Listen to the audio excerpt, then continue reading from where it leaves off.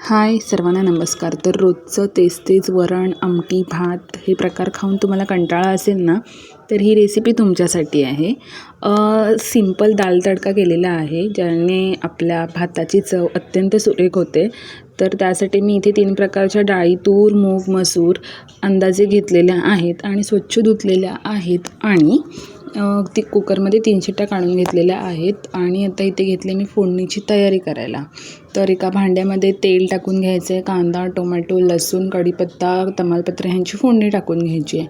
मिश्रण छान परतून घ्यायचं आहे. नंतर मग थोडे सगळे मसाले टाकून घ्यायचे. तिखट, गरम मसाला आणि हळद, हिंग जे काही असेल ते सगळं टाकून घ्यायचं आहे.